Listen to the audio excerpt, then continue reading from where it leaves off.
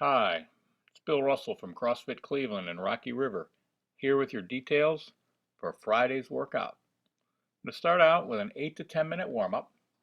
Start out with Samson Stretch, right and left. Hold that 10 seconds each side. And then 10 windmills, right and left. 10 bumper plate squats with a bus driver left and right at the bottom of the squat. 5 walkouts, and then 5 double hand release push-ups. Do that for 8 to 10 minutes until you feel that you're warm enough to get on with the workout. We've got an isometric strength piece that we'll do in the virtual online class. If you're attending that, have a bath or a beach towel. Just be about 4 to 6 minutes. Lower body. And then we'll get to the workout, which is 3 rounds. Again, another not for time workout. We want you to focus on good strict reps, taking it easy at the end of the week.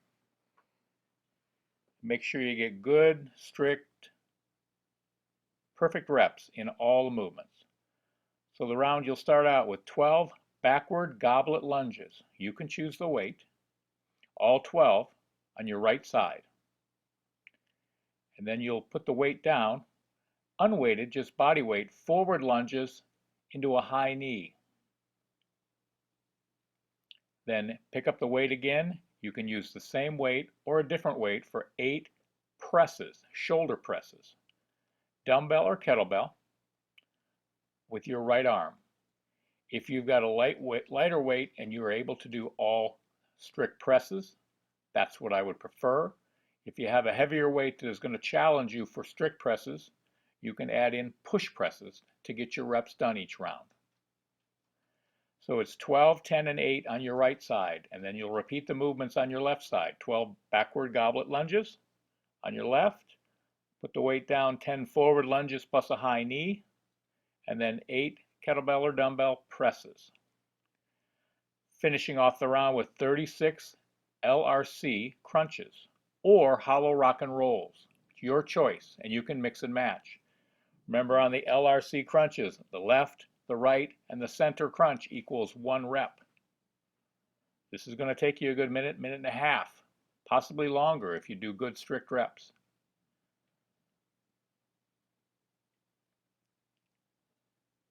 So when you're warmed up and you're done, again, you don't need to set a clock. You may want to have a clock going just to pace yourself so you know how long it's going to take.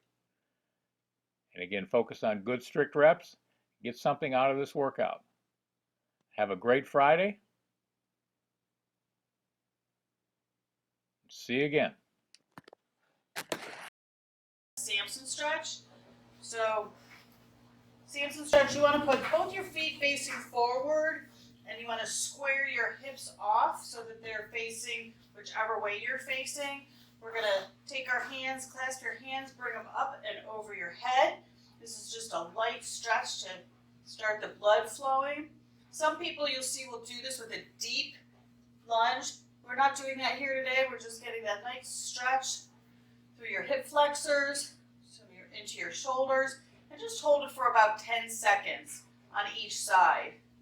I wasn't counting, but I'm going to switch sides. Again, remember, both feet facing forward. You can go as wide as you need or as narrow, and making sure that you're getting that hip flexor opened up in this stretch. Windmills. On your windmills, I want to make sure that you're getting a good reach. So all the way up, and you're gonna go all the way down and all the way back up, and replace your hand and come all the way down. Make sure that you're getting pretty dynamic movement in this. All right, right, left is 1 on those. Next, we're doing the bumper plate squat with a bus driver. So if you have a bumper plate, a 10-pound is good. If you don't, you could use an ab mat or a book, even a whiteboard. You're going to hold it down. I'm actually going to use my bumper plate. Just a regular squat with a bus driver would look like this, all the way down and give it a little twist and then straight back up. I'm going to demonstrate a walkout to a Superman. So reach down, keeping my legs straight. I'm going to touch my ankles or my toes. I'm going to walk myself out, flat onto the ground, come up and do one Superman, or if they're more required in the workout, do as many as programmed, and you're back up.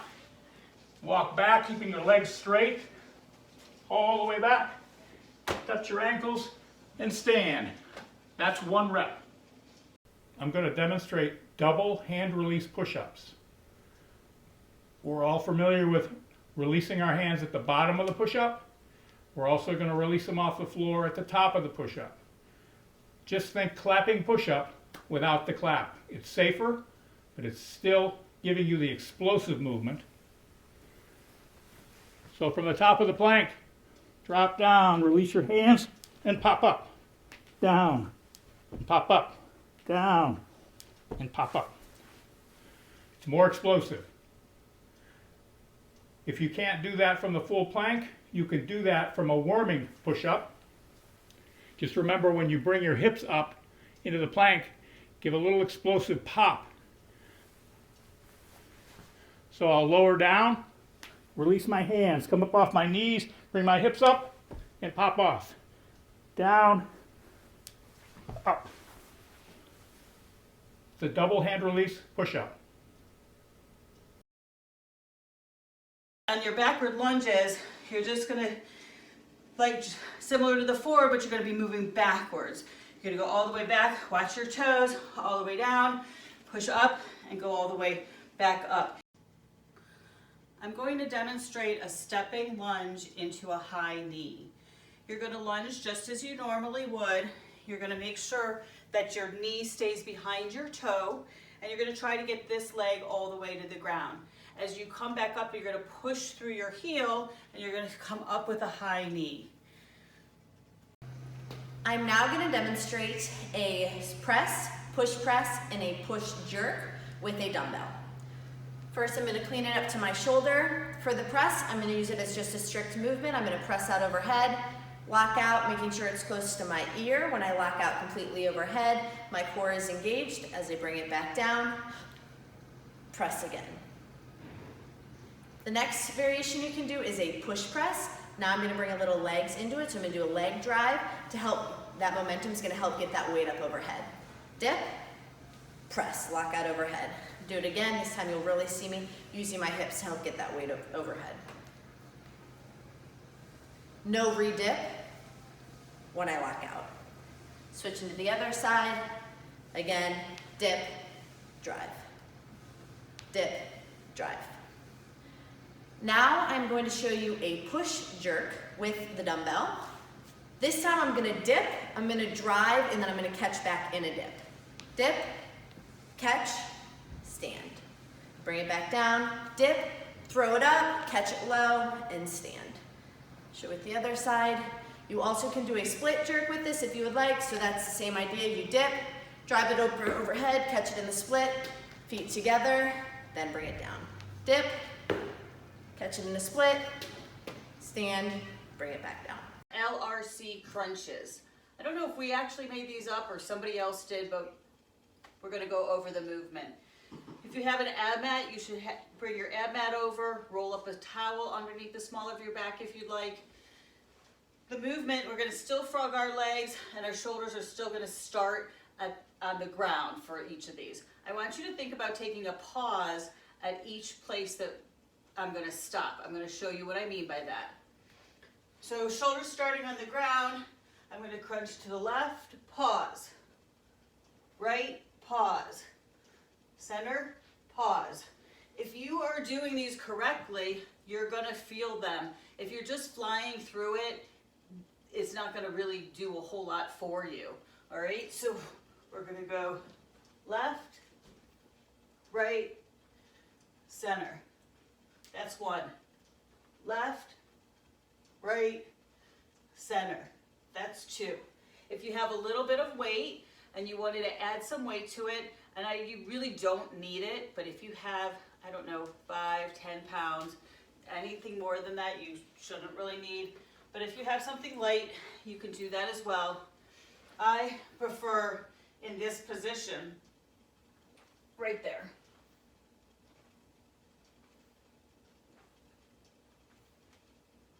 You can do that as well. Enjoy those.